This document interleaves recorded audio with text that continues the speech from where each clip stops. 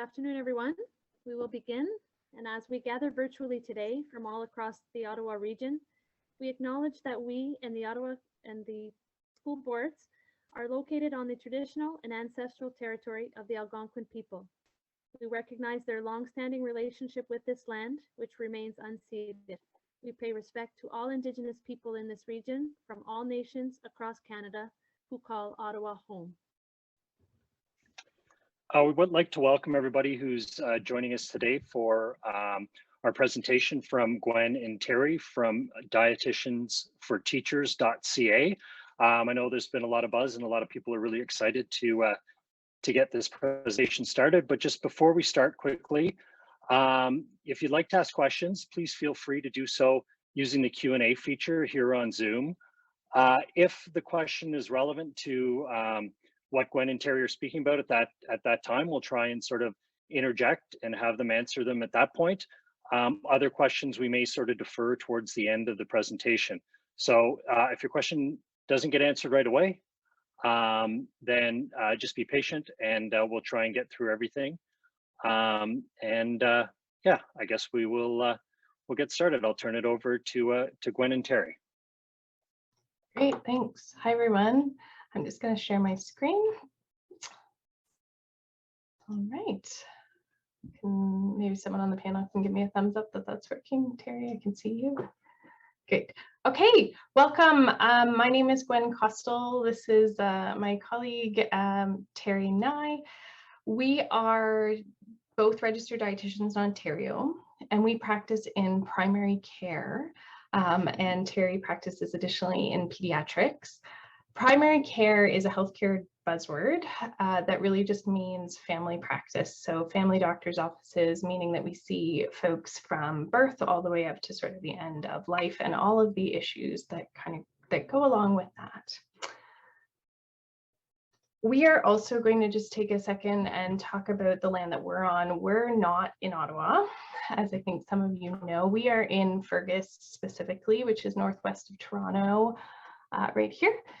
Fergus is on Treaty 4 territory, and we also acknowledge that we are settlers and uninvited guests on this land. And what's fascinating about Fergus is that this grade area here is called the Haldimand Tract, which is either side of the Grand River, which flows right through Fergus, which is beautiful. And this 950,000 acres was promised to the people of the Mississaugas, Odawa, Anishinaabe, Petun communities and nations, and this red area is where the current reserve is on. We are also quite close to the location of the Mohawk Residential School, so acknowledging and recognizing that the impact of residential schools, especially at what we're learning after this week, and that residential schools have a direct connection to nutrition and nutrition policy. And that is something that as dietitians, we have to work to undo.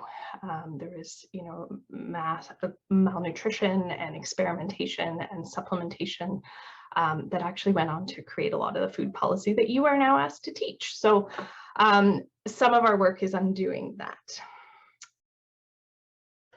We also acknowledge that we are cis straight-sized women, and so that is not everyone's reality, but our passion is healthy kids and teens, which led us to supporting teachers. Because if we see a teen in our dietetics office, we are seeing an issue. You probably heard the parable of the two people that they're fishing on the side of the river, and all of a sudden they see someone drowning, so they pull them out. And then all of a sudden someone else is there drowning and they pull them out. And then this keeps happening, and people after people keep showing up in this river and they pull them out. And then one of the people that was fishing starts running upstream, and the other one who's like in the water says, whoa, whoa, whoa, where are you going? I got to go find out who's pushing these people in the water. And so the reason that Terri and I are so passionate about lifting up educators is because we know you are upstream from us. We know that you see these kids and you build relationships with them far before they will ever grace the doorway of a doctor's office to see a dietitian. So that is our whole mission. That is why we exist. Terri. So we realize that today some of the content that we're sharing might be new to some of you, whereas some others you might be quite familiar with the work talking about food neutrality and diet culture. So it was said earlier, feel free to add any questions in the chat, but Gwen and I will also be staying on afterwards if you want to have any discussions about this, or it's just not sitting right, or you have some questions to kind of unpack some of that. We do have time set aside at the end to work with that. Over the next hour, we're going to be introducing food neutrality and really discussing why it's so important and how to implement some of these safe spaces for all students in your schools and in your classrooms, while also meeting all of the curriculum requirements and also being able to answer those questions that these adolescents in the room are going to be asking you. So the first question that might come to mind is, what is food neutrality? And when we talk about food neutrality, it's a way of viewing food and eating. It's a term that encompasses believing that all food is morally equal. It's removing judgments from food and removing some of those judgment-laden language or terms that we use for food and eating.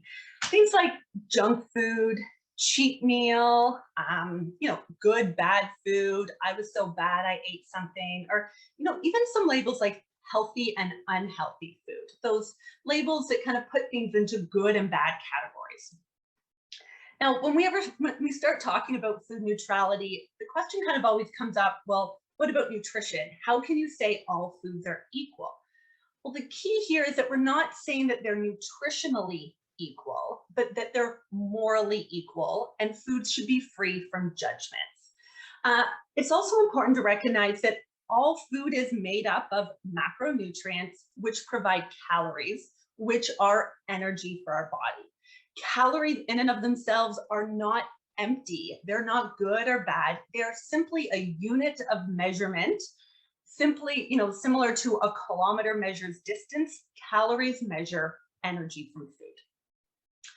The other question that we get coming up a lot is, well, what about health? If food is the same, how can we talk about health? And this is a great question. And Gwen and I would really encourage the expansion of how we think about health.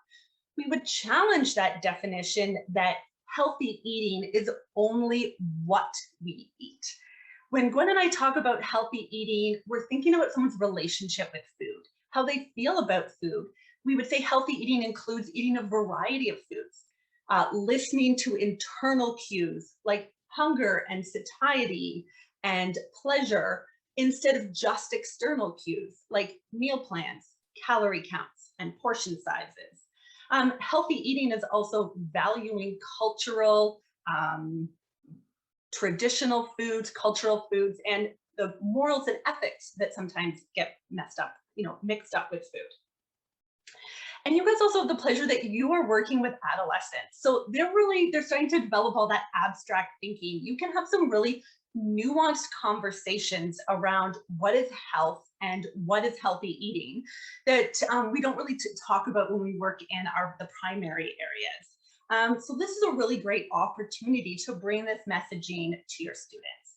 Now, I've mentioned diet culture, and often when I talk about food neutrality, I'll reference it as, what would it be, how we would eat if we were not exposed to diet culture.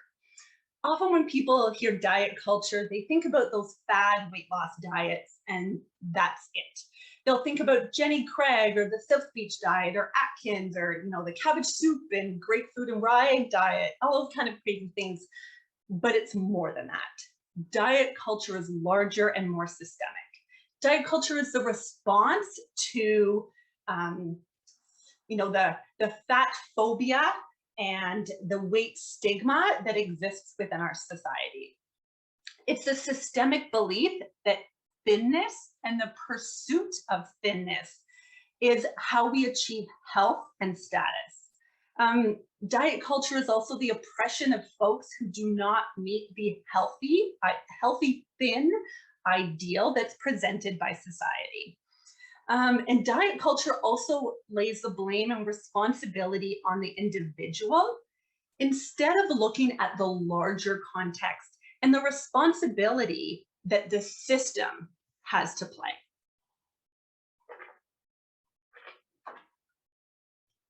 Couple other terms there. Weight stigma is just kind of levels the playing field here. Weight stigma is the discrimination and stereotyping of someone living in a larger body, and fat phobia is one of those intrinsic things, or in those biases that we don't necessarily know that we have, but the belief that overweight people are unhealthy, lazy, unhappy, that sort of thing there. So. I work in change management and quality in addition to being a dietitian. So change for adults is hard. And the best thing for you to remember is it's never the person, it's the system. It is okay that you give yourself a break, that it is not your colleague, it is not you, it is not the parent, it is not the student that that is struggling here, that it is a system designed to create the outcome that it gets. This is really important because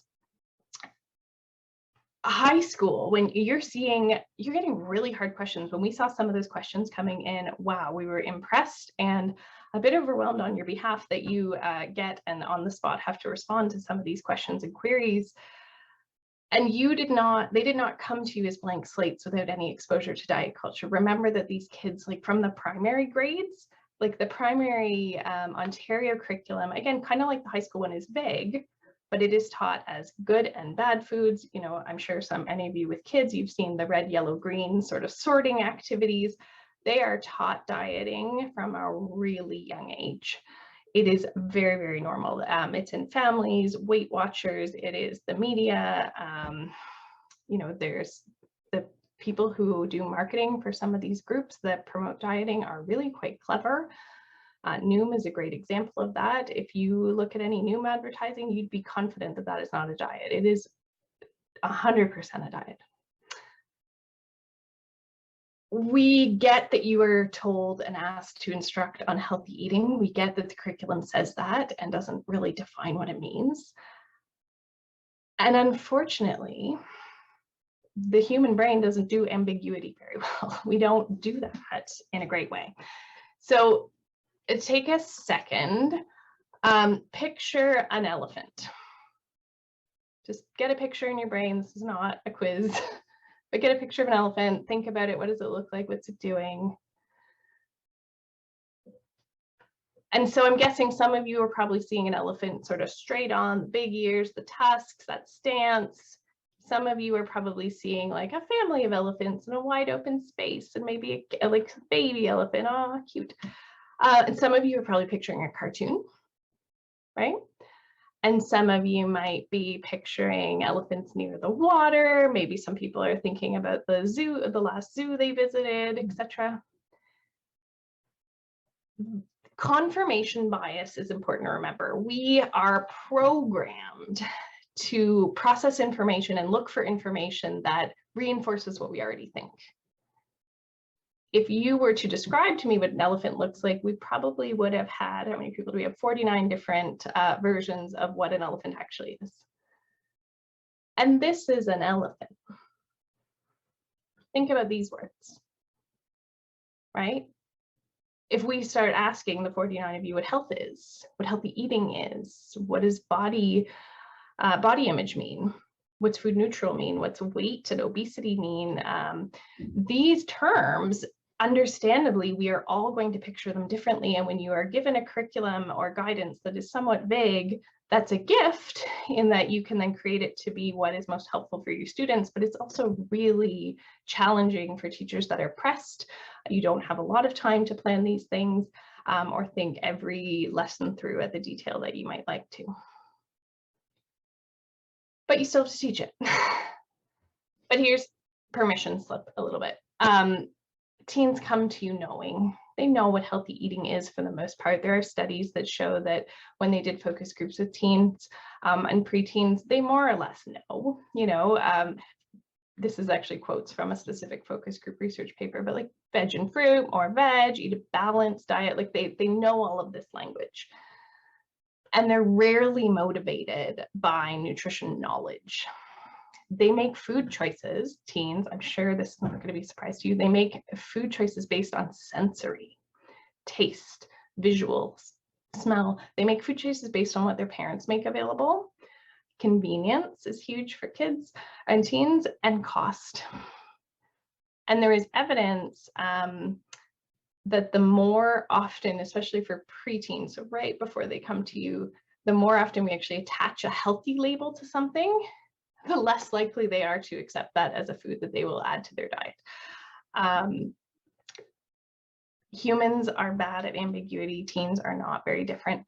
And what's really important here is weight bias is they can tell it's there. If you have experienced weight bias, you know when it's there. Weight bias in schools, in high school, kids are less likely to attend health class or gym class or PE, less likely to join teams, less likely to go to your lessons. So in the space that you have the most opportunity to influence their future trajectory and relationship with their body and food, they will not show up if they sense that the trusted adult or their peers in that room are participating in weight bias. Here.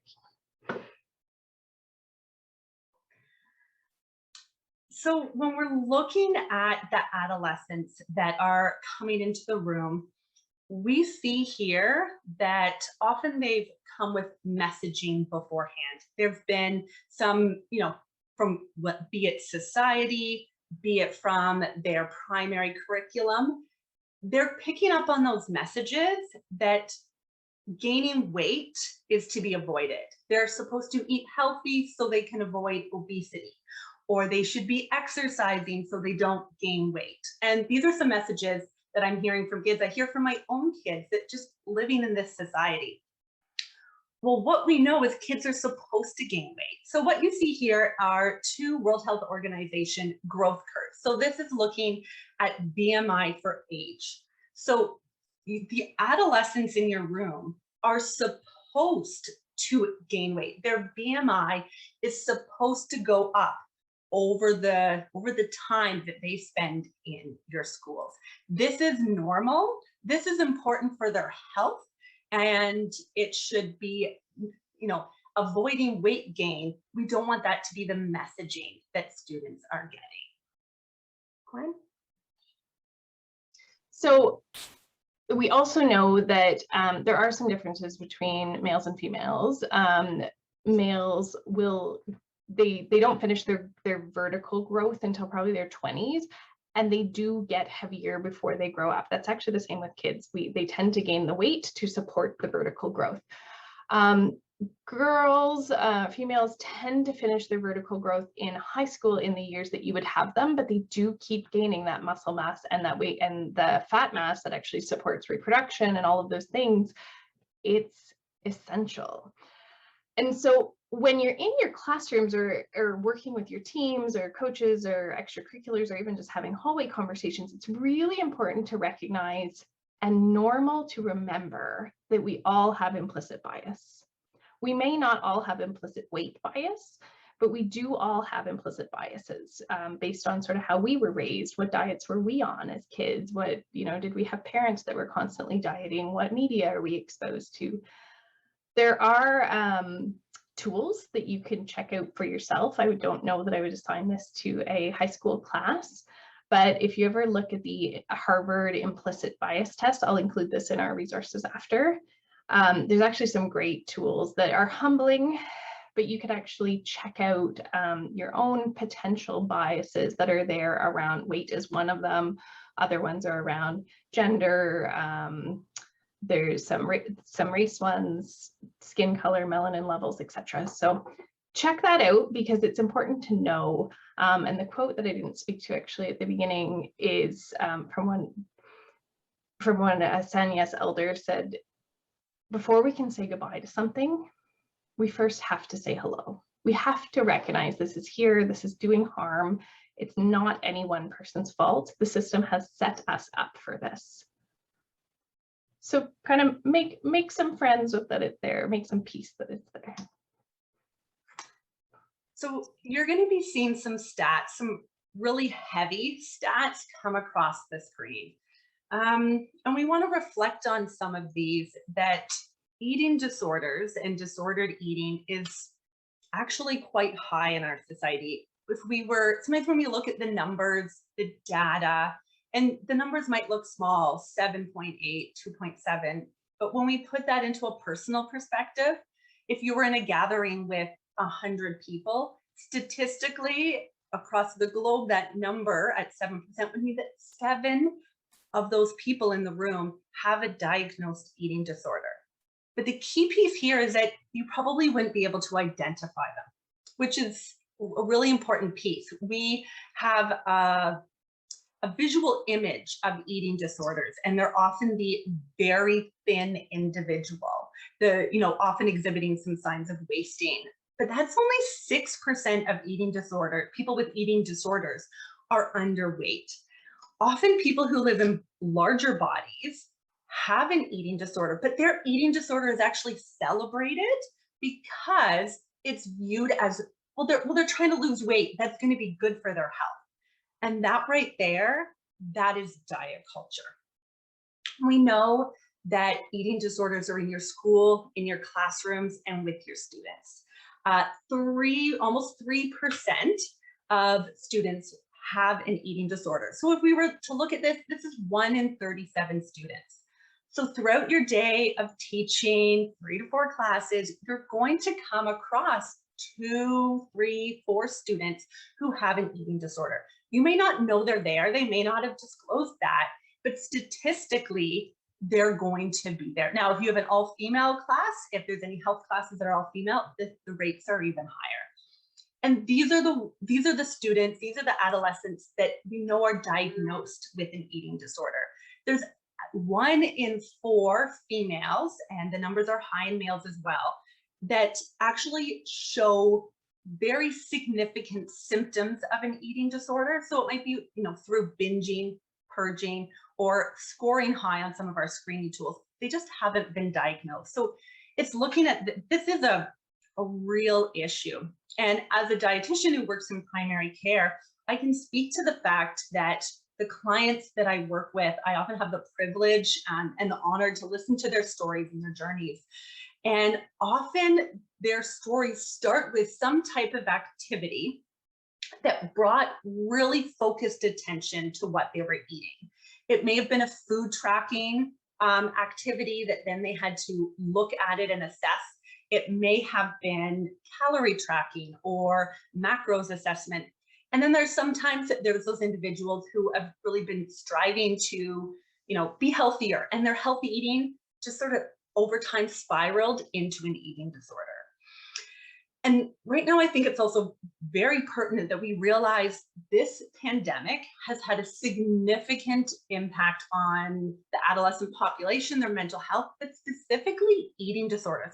I actually saw a stat, it actually just popped up 2 hours ago across one of my screens, that eating disorders across the province have risen by 55%. And as someone who's working in primary care, I have had more adolescent eating disorder referrals in the past year than I have in the previous 7 years of my practice. So we're definitely seeing that impact. And this is concerning. Eating disorders have a very high mortality rate.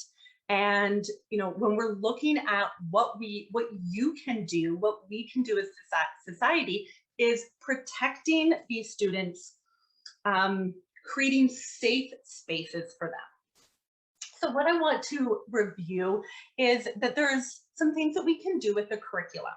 The curriculum has some opportunities where diet culture can sneak in, and some opportunities where we can shift how we talk about that. When I talk about diet culture sneaking into the curriculum, one story that was actually shared with Gwen and I was a grade 10 health class. This student one of their assignments or part of their classwork was to calculate their BMI, assess their BMI, and then the class was challenged as a whole to decrease their BMI by the end of the semester.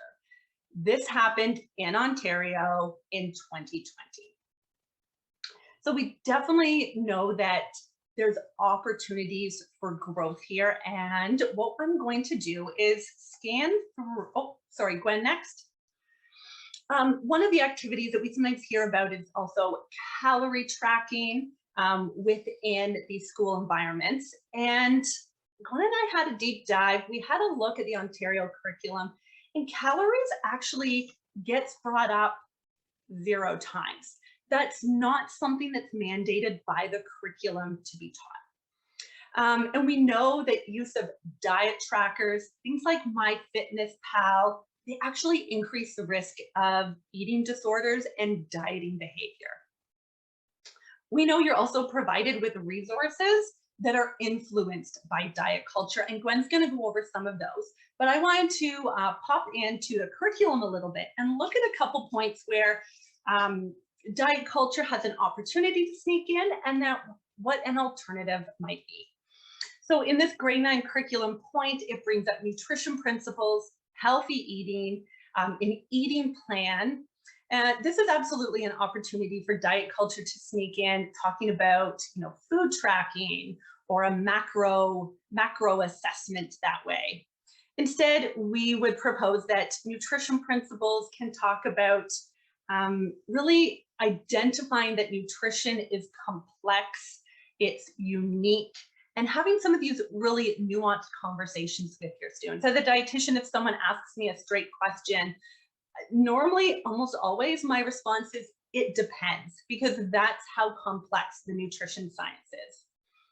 Healthy eating is a term that you could challenge. Healthy eating can include those cultural foods, those traditions around food. It can include enjoying food. Healthy eating is those listening to those internal cues instead of external cues. When we look at an eating plan, it's, you know, an eating plan could be a plan to challenge diet culture with your food choices. It could be how to incorporate cultural and favorite foods. It could be a plan that respects food traditions, maybe something like Ramadan, or food values like a vegan diet. If we hop over to the grade 10 curriculum point, there's this one that talks about the implications of dietary choices and dietary trends. So this is another very easy place for diet culture to sneak in.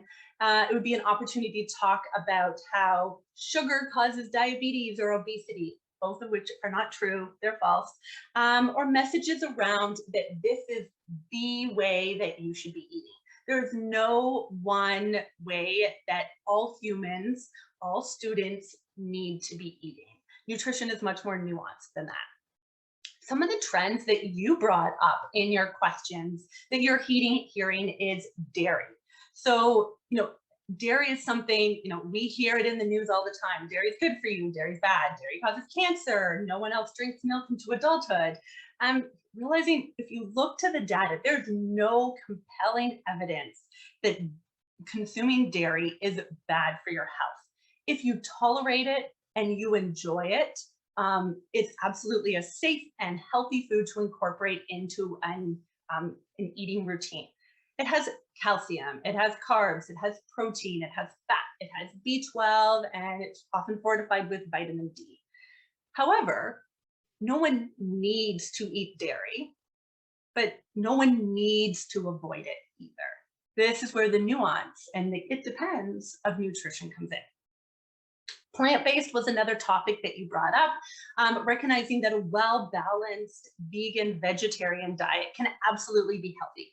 It is not automatically deficient in any way, shape, or form, but at the same time, it's not automatically superior either. The research does not support that.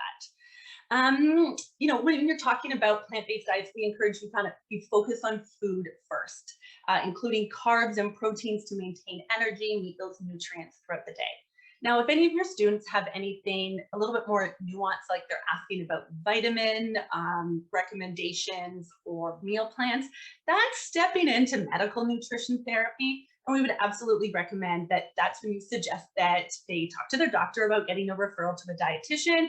You're in Ontario, so I know that Ottawa has family health teams and CHCs, which would be a great place to direct your students to if they have things that are a little bit more specific. You also had questions about intermittent fasting. We heard you were getting that. This is one I would proceed with caution. There's no research done on adolescents in intermittent fasting, so it's not shown to be safe. The other thing with intermittent fasting is often used as a weight loss strategy. It is shortening the period of time that one is eating, and in that, reducing the total calories that are consumed. There's nothing magical about 8 p.m. where your physiology suddenly changes and all foods consumed are automatically turned into fat in your body. Despite what society and Oprah might have you believe, that's not how our physiology works. Now, hopping over to grade 11, this is actually one of my favorite pieces in the curriculum that I found, but I definitely see some spots where diet culture could sneak in. This piece in the grade 11 curriculum is actually a really neat opportunity to bring in a little bit of that like food and nutrition science.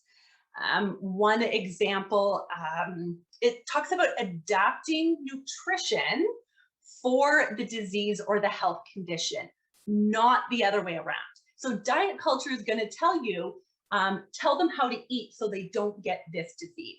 What this question's actually saying is, let's talk about health conditions and how we need to adapt nutrition. Celiac and gluten is a great example of this. I feel like it's kind of fallen out of fad, but diet culture once told us gluten is evil, gluten's going to make you gain weight. And then they presented us with the lovely, lovely book, I'm using sarcasm here, Wheat Belly Diet. So absolutely there's no evidence in this. How we would talk about this is, what is celiac disease? What is gluten? And what does gluten do to the body, to the physiology of someone who has celiac? I think some really important conversation here with students could be about reading labels for foods that would, or ingredients that indicate it would contain gluten. Talking about the risk of cross-contamination. Often when I'm talking to families, if someone's celiac, looking at cross-contamination within the home is quite significant. You've got your peanut butter jar and you're spreading on your peanut butter and the knife goes back in the jar. That right away is cross-contamination. Perhaps it's an environment. I've had an adolescent client that had to quit their job at Subway because there was just too much flour in the air. As well, being Catholic, I've had some clients who were following a very strict gluten diet and they were not getting their symptoms managed and we couldn't figure it out. And they were participating in the Eucharist at Mass every Sunday. And that is a source of gluten as well. Terri, there is a question in the Q&A talking about the difference between naturally occurring and refined sugars, and is that a no-go? Where can you talk about it? Where would you talk about it? So looking at that one, that might fall into trends. I definitely, the natural sugar versus processed sugar is definitely something that diet culture has got their hands on.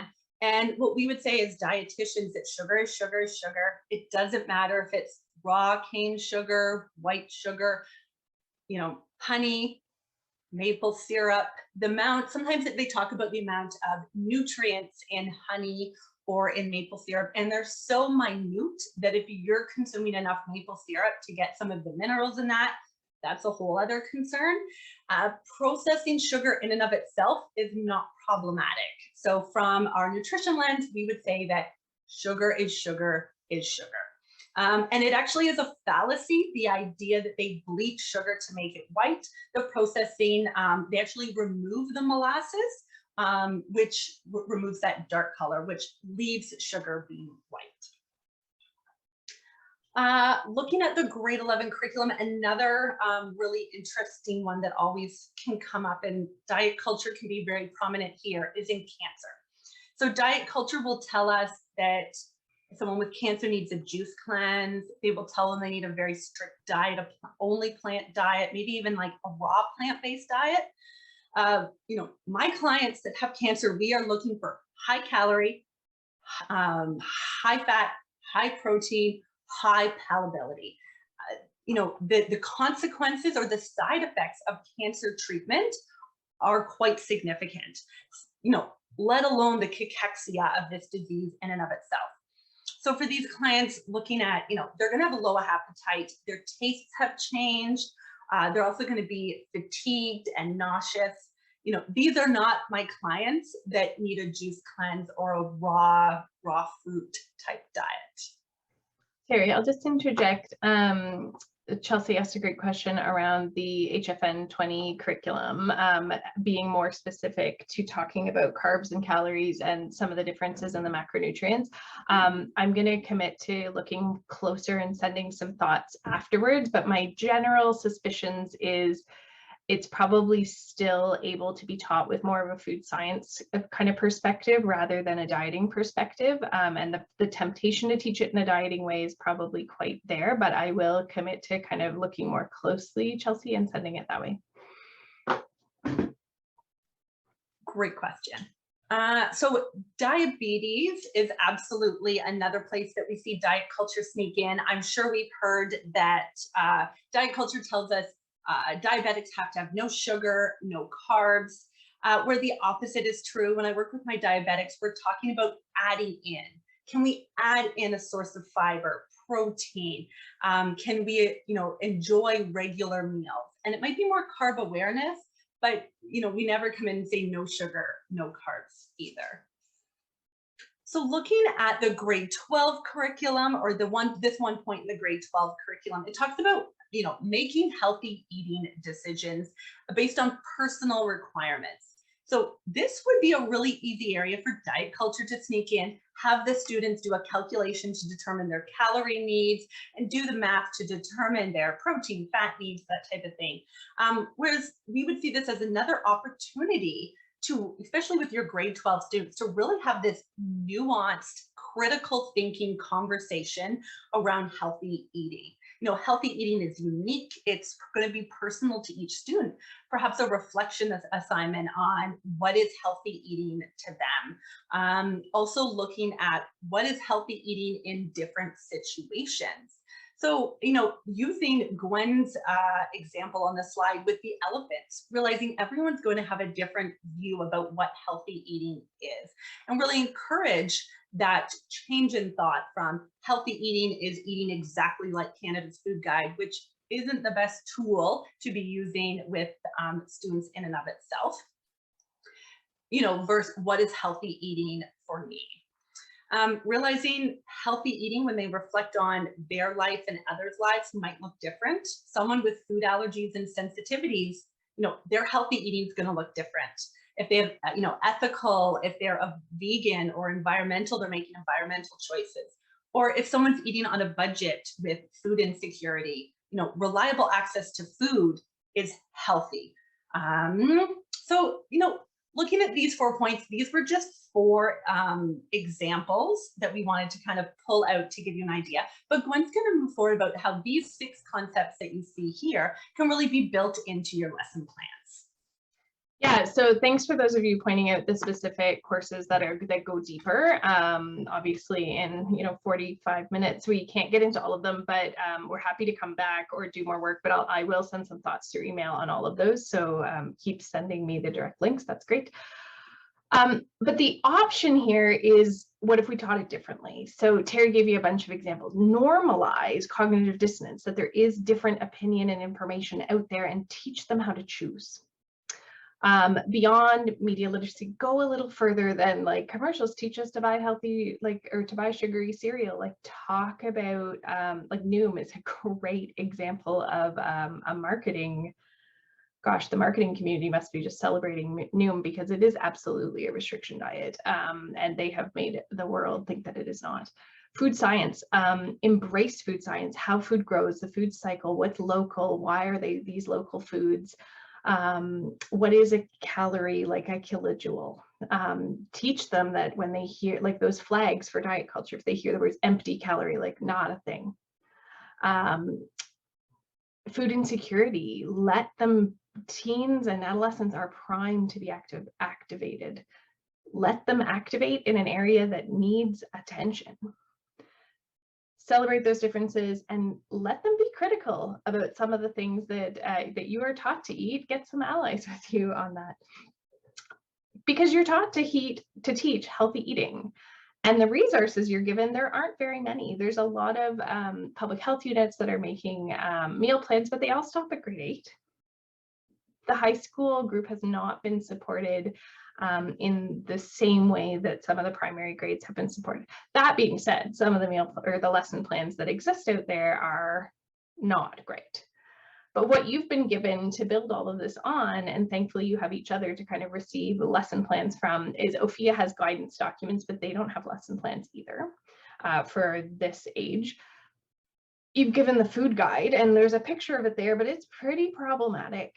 It gives the impression that all nutrient needs need to be met at each meal, when that is not true. Over a day is ideal, over a week is normal. Look at the tiny portions there, which is a visual marketing choice, but like a quarter of an egg, that's probably like a third of a potato, like 1/8 of a slice of bread. Like those are visual choices, of course. But those can be images that that cause concern and cause anxiety and cause rule making around food. The Ontario food and beverage policy was written to influence what you can sell at a school. And then they came out with this document for high school teachers that is out of date, that basically says, oh, and here's how to teach about nutrition. And it's so out of date, it talks about only limiting fat and sodium for the most part, which honestly, going through the green list, they categorize all the green, red, yellow, green. We love that. Some teens need up to 3,600 calories. If you ate from the green column only, you wouldn't get there. You'd be eating all day and all night, and that is not healthy either. This is another guidance document. It's a little bit better, Ontario Dietitians for Public Health, but we'd recommend that you adopt this as a school community over some of the other ones, because this is at least talking about the positive aspects of food, adding food, which we're going to talk about in a minute. Adding things, reminding them there is no one pathway, there is no one pattern. I deeply disagree with this statement here, avoid weighing students. Do not weigh students. Do not, very harmful. It's actually recommended that healthcare weighs people a lot less as well. So it's just not necessary. So that's a good one, and I'll include that as we come forward. But so then you're left, and I'm saying, hey, you're not offered very much support. There's not a lot out there. Some of the stuff that is produced for you is still problematic, like Media Smart's website is recommended for teaching the media piece, and they have some problematic ones as well that are recommended for high school. So what can you do? I recognize that we are asking you to do a bit of work, but getting familiar with local things. So the most health units do a calculation most years on what does it cost to eat healthy in that community, and then breaking that down by typical income. And so this slide, I'll send it to you, you don't have to be able to read it, but that pie chart is saying that 61% of income is spent on housing, 34% on food, and that's 5% left over for utilities, for clothing, for transportation, for any type of school supplies, anything like that. So you can already start to see that this is not a personal choice issue. So you can teach about that. You can teach cooking skills, food skills. Most of these teens will eventually leave their parents' homes and be needing to cook on their own. How to read a recipe, what to look for. There's some great resources. 6x16 is a website saying that most 16-year-olds should know how to cook at least 6 things, and they're all really simple. Basic Shelf Cookbook is one that's been around for a while that you can buy in bulk. And so maybe you kind of do some work around that or fundraise. Recognizing that there is teaching around eating disorders and body image. You're going to see grade 8 on that. NEDIC, National Eating Disorder Group, has a curriculum, stops at grade 8. What else is new? But here's the thing. They have not had it between grades 4 and 8. So you could hop into some of these grade 8 lesson plans and level them up, because I'm 9 times out of 10, they are not getting these from their primary school years yet. Normalizing that somebody said, when can I teach about eating disorder? Include it in the mental health section. I did some training in QI, and the US calls mental health behavioral health. It's so confusing. We really shy away from calling mental health an element of health. We keep looking for different words for it. I know in the primary they call it social emotional learning. It's health. It's okay to talk about it. However, if you have slide decks with images on them, really be careful that 6% of eating disorders are underweight. They do not look the same. This is one, it's coming soon. FanLit from Manitoba has lesson plans. They are university and teachers put together, and they actually do food skills and food systems, and they have all these great ones. Again, they're up to grade 8, but they do have a whole tab saying for high school coming soon. You could probably hop into the grade 8 and level it up, but, and it's Manitoba, so it won't match our curriculum perfectly, but there's not a lot out there. So I'm going to shift gears for a second. What about, yes, so I'm seeing Kim asked a question here around proper hydration.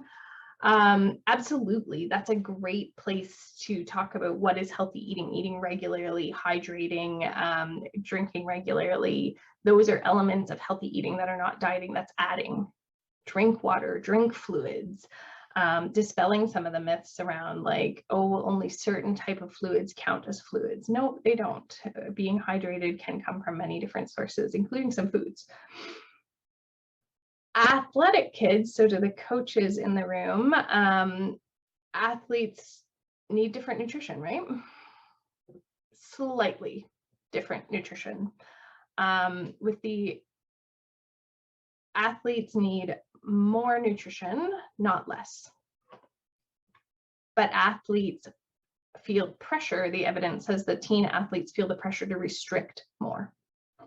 Underfueled athletes do not perform well.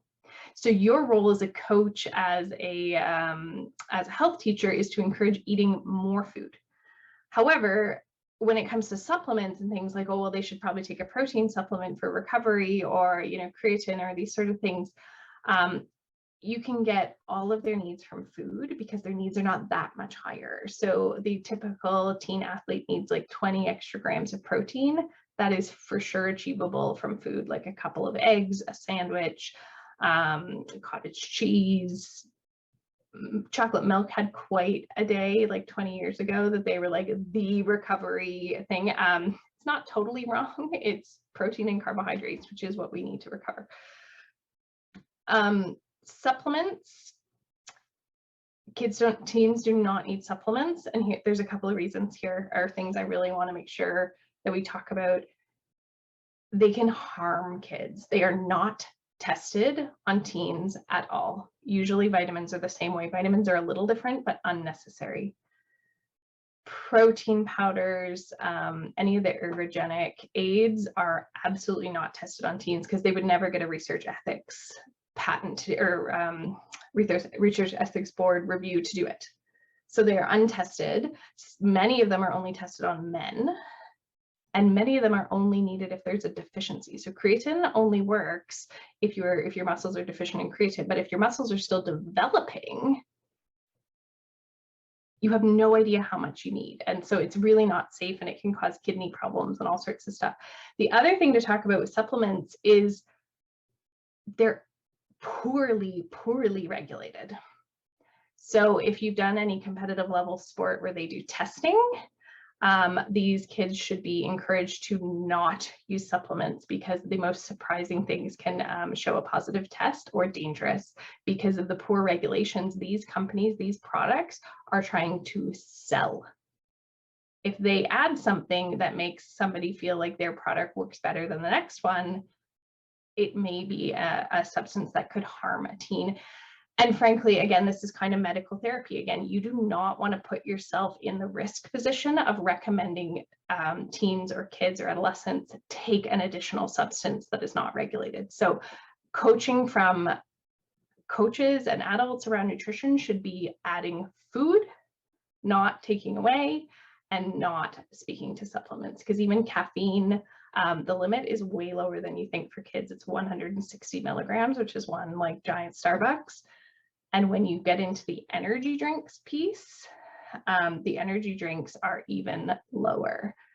Because, and especially if they combine it with alcohol, there is so much danger there. The Canadian Pediatric Society has a hard recommendation. The recommendations have not changed.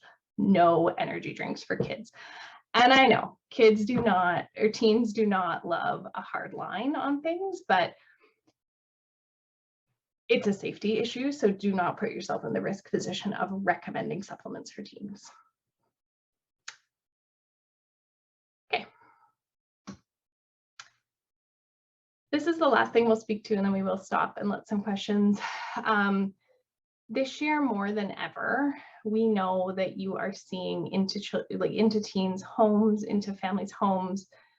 You may be seeing with that risk, the rise in eating disorder rates that Terry was talking about. You may be worried about some of your students. What do you do about that? I'm going to give you a series of questions that I want you to ask yourself when you are coming across a worry or a concern. And I want you to remember that you may have bias that's at play here. We all do. So what are you worried about? Are you worried that they're eating unhealthily? Are they eating chips for lunch every day instead of a balanced meal? How do you know? Is it because you're on lunch duty? Is it because someone mentioned it? Is it because they weigh more? Is it because they're gaining weight? Is it because they're losing weight? So really check in with yourself about what am I worried about and how do I know that's true? Have I seen anything else to reinforce that there may be an implication of this? Are they tired? Are they falling asleep in all my afternoon classes? Because that may be more than nutrition. The next question is there risk or harm? So if they're eating a bag of chips for lunch or you're noticing someone gaining weight, I'm going to go ahead and guess that that's probably not a very high risk behavior. The risk of, like, nobody develops diabetes overnight and then is very, very unwell and sick. That's just not how it works. If you're noticing, restrictive eating and significant weight loss or self-harm behaviors, for sure there's risk there. And that's something that, you as educators are better equipped to know what to do in those situations. Consider your relationship with the student. If it's not one of trust, it's probably not, it may not be you that has the conversation.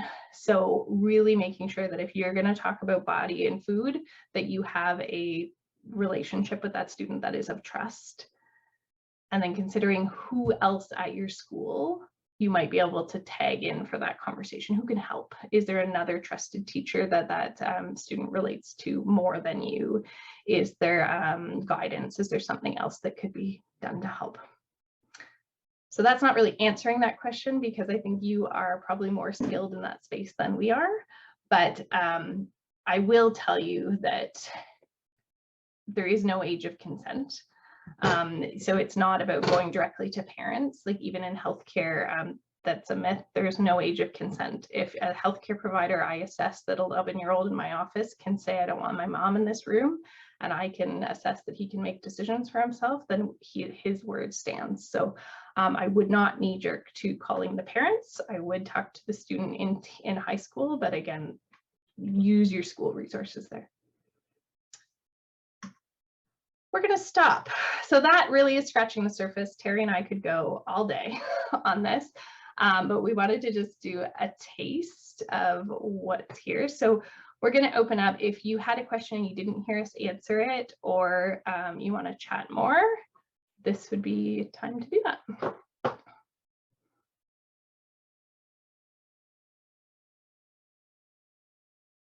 So Stephen, Jeanette, I might get you to hop in and. I think there's one question there in the Q&A about breakfast. That's a great question. Terry, do you want to take that one or do you want me to grab it? Sure. So Bridget asks, what do we say to grade 7-8 students about eating breakfast? Some of them don't eat breakfast. So it likely isn't a knowledge piece here. I definitely know, we would encourage regular meals and snacks throughout the day for providing energy. It could be a conversation, if we're bringing this into the classroom, looking at what are some of the barriers. It could be doing some problem solving work or looking at the barriers to be eating breakfast, and can the class come up with some solutions for this. It's something that I often see in the adolescents, or actually probably a lot of the adolescents that I work with, and often it's a sleep in type situation where they don't create the time for breakfast. So there could be some like classroom discussion and problem solving around challenges for breakfast, and what we can do about that would be a great way. Kind of put it back to the class and have it be like a group problem solving activity. Could be interesting. And Bridget follows up with, what if they say they're not hungry? So again, it's respecting that internal hunger and satiety cues, listening in. Now, it could be a conversation, when do you become hungry?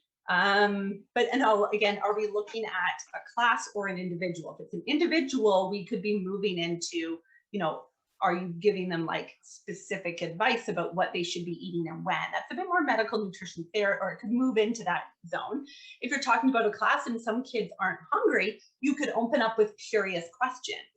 Are you not hungry because you eat late? You eat a big, like, does your family eat dinner really late? So maybe you're just not hungry yet. Are you not hungry? Why are you not hungry? When do you become hungry? You can ask curious questions and engage in that conversation, that group think and different ideas. However, it's not our responsibility as adults, even as parents, to be telling the kids you have to eat a certain amount. So this would kind of come from Ellen Satter's division of responsibility, which that will be one of the resources that we can add it to the list, Gwen. But talking about that, it's an adult's responsibility to provide an eating environment, provide food, but not to tell children how much they have to eat. So it's encouraging kids to respect their hunger and satiety cues. Mm-hmm. There's another one in here. How do we help colleagues who are not on the same page with this anti-diet mentality? Great question. And I could also go a whole day on this topic. It's really hard. And what I would say, it is not an all staff call. It is not at your meeting to kind of bring it up. As you've probably sensed, and even kind of preparing to hear some of this conversation, you probably were thinking about yourself. We have very different relationships with foods in our bodies ourselves. We hear from lots of teachers through our different channels that themselves have eating disorders or recovering from eating disorders. We all have different places. So what I would say is you can only control what happens within. However, within your own classroom and within, if you have a teaching partner, etc., starting that conversation with why it matters to you that we do this. And so one-on-one conversations tend to work better for the high value conversations, the ones that are personally connected for people. But if you have an administration that might be on board, or your group may be ready to go down this path, or a small group of people, that would be where you would, and we can send some kind of personal learning resources as well. This is why I don't send it ahead of time. Is start to read, start to expose yourself to new things, and maybe do a book club, stuff like that. But yeah, that's a good question. And there's another. Yeah, go ahead. Okay, there's another question here. In our fitness course, kids are constantly asking about what they should eat after a workout. Is it still okay to suggest sources of protein and rehydration? Absolutely. So this is, Gwen talked about how much protein and some protein sources, cottage cheese, eggs. So combining carbs and protein after a workout is really important for some of that recovery piece. So discussing food first is absolutely appropriate. When we're talking about rehydration, The sports drinks like the Gatorades aren't essential. Now, Gwen, correct me if I'm remembering this wrong, but I think it's after 90 minutes of more intense activity that's when those Gatorades and Powerades can become supportive, helpful for that rehydration. And adolescents, if they're engaging like a gym class or practice, typically would only need water for rehydration afterwards. Then there's another one there around, just to be clear, there's no room for recording, tracking food or reflection or any other reason, not dead set, just wanted to clarify. That's a really good point. I would say there's no room. I would say that this would have to be so carefully done in what you're recording itself, Fitbits, all these kind of things that I know they're wearing the smartwatches. They're already in this space. They do not need reinforcement from trusted educators. You want to be safe for them. Their Fitbits are not safe for them, or their Apple Watches or whatever they're using. What I would say is stay away from it as much as you can. I lost my train of thought there. It'll probably come back. So I'm going to move on to this next one, and I might come back to that one. I worry about triggers when I actually know a student has an eating disorder, and should I reach out before? It's a really good comment. If you know a student has an eating disorder and they have disclosed it to you, triggering them, there's actually only one study on trigger warnings, and it actually says they don't help. So putting like a broad trigger warning in front of your lecture isn't going to help, but you may want to say, hey, remember when you shared that with me on Monday, Wednesday, and Friday of this week? We are going to be talking about nutrition and food, and you might give them a heads up of how you're going to do it.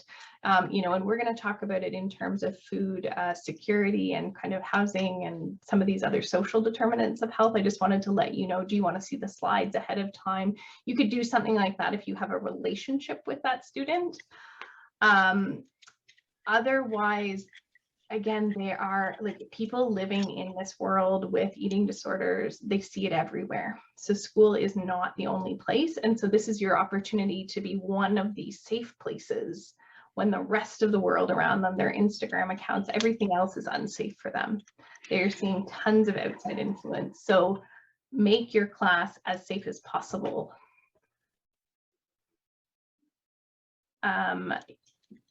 Diane, would a warning like that be beneficial to say to the whole class prior to teaching about nutrition and eating specifically? It's a good question, Diane. I don't know that, again, like a global trigger warning, unless you are teaching through a dieting lens, which I'm not assuming that you are, but it may not be necessary. So if you give out like a syllabus of like, in June we're doing nutrition, you could say things like, hey, some of the things we talk about in health, of course you're going to be thinking about your own eating and your own body. And if at any time you want to talk to me or you want to know what's coming up, let me know. So you could say something like that, as if you are open to connecting with the student, but again, only say it if you are going to build that safe space and make sure that they can come to you and say, I'm not comfortable doing this class. Can I have a different assignment or something like that? Does that help? Yes. JC, Terry, you want to take that one? I'm not familiar with Game Changers. Are you, Gwen? Yeah, not a good idea to show Netflix documentaries. Generally speaking. Yeah, while there is some accurate statements, there are just as many inaccurate statements and you need to remember that a documentary, just like a book, is not peer reviewed. So showing a clip of a Netflix documentary like that to start a conversation could give the impression that you are endorsing that. So even if you're showing it to say, let's have a critical conversation about media exposure, you need to make sure they know that that's the approach that you're taking. If you show it first, or if they see it coming up on the syllabus and they pre-watch it to really impress you or something like that, the risk of you endorsing it is higher, right? So Game Changers has some accurate stuff and some inaccurate, or stuff that's not as evidenced by the science. But what it does say is that even athletes can have different diets and be successful. So that's your point from that. But I would not show Netflix documentaries.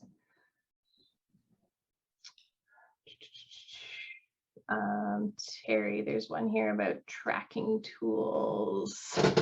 So that's a challenging question because we understand as teachers with COVID and virtual learning, tracking is a risk factor in and of itself. So I think you probably within your department having some of those conversations, specifically avoiding the apps that have calorie counting pieces. So the Apple Watch can be a challenging tool for that. Strava, I don't think has a calorie piece. But realizing this, you know, I need to hit a certain number of steps. That's part of diet culture as well. So it would be, we actually, on our Instagram, we have a post about this where Gwen talks about the Apple Watch, but there's, you know, it is risky, but it's a challenging situation where you're following up on accountability with participating in class. Gwen, do you have anything to expand? I would just say rolling right into the next one, that I'm glad you found this helpful. And the value in tracking, yes, so I was kind of saying, like, if you do tracking, like, you have to be so careful. Tracking mood and energy levels would be appropriate. But if you also have them write down the foods, maybe not. So I think there is still ways of doing tracking if you find that that type of style works well with your classroom. But I'll tell you something, with adults, asking for any type of diet writing down is wildly inaccurate no matter what. So teaching students to do this, they're not going to be writing them down accurately to begin with. And then they're not probably getting a lot of learning except for how to write down what they think you want to see. So there is risk there, but I get what you're saying.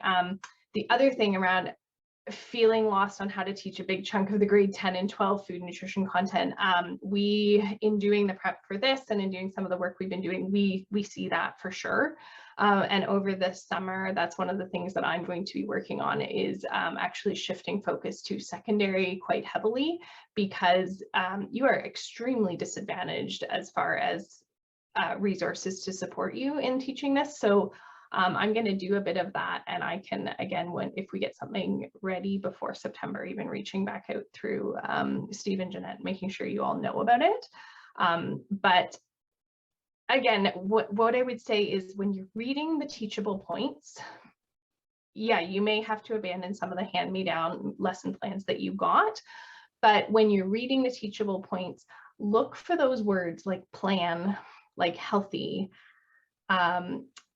and ask yourself, what does my brain think this says? And what else could this be saying? So that's a little, like Terry went so fast through those curriculum things, but that's a little bit of what we're trying to reinforce for you, is giving you a permission slip to teach it a little bit differently, but recognizing that in saying that we are adding pressure on you to teach it a little differently takes work.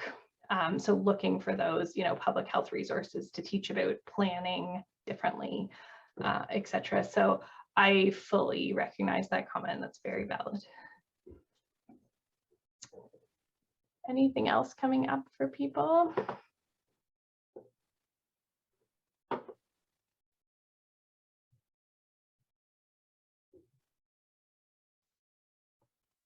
No, looks good.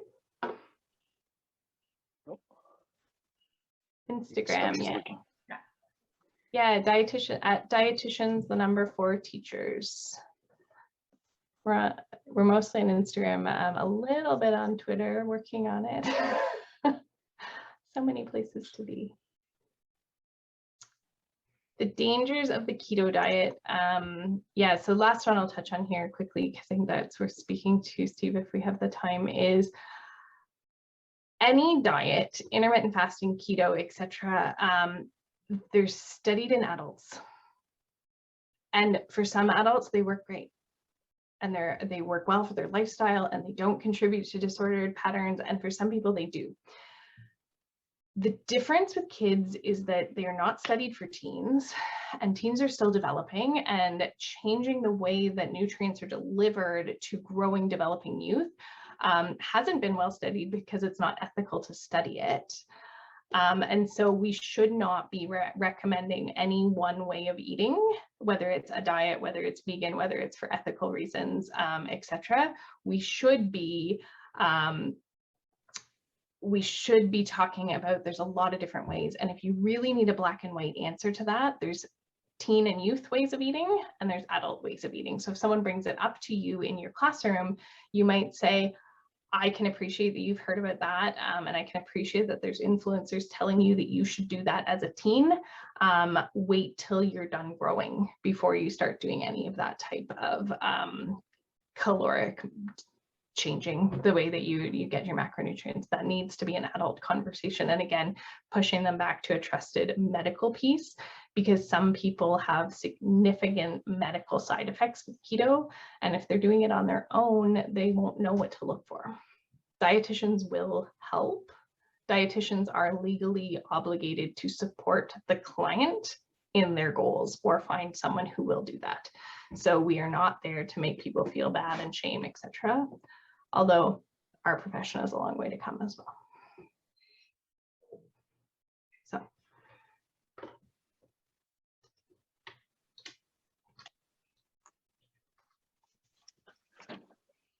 Okay, well, if there's no more questions coming in, I think we'll probably wrap it up here. I want to thank, first of all, actually a big shout out to Lori Dales at Brookfield, who connected us with Gwen and Terri. Without her, we probably wouldn't be here getting as informed as we were today. I think I speak on behalf of everybody that sat in on the session, that was super informative. It really is making me think a little bit more. You know, I look back at some of the things I've taught in the past, and I'm like, okay, you know, that probably should be, you know, I might want to readjust how I'm teaching things.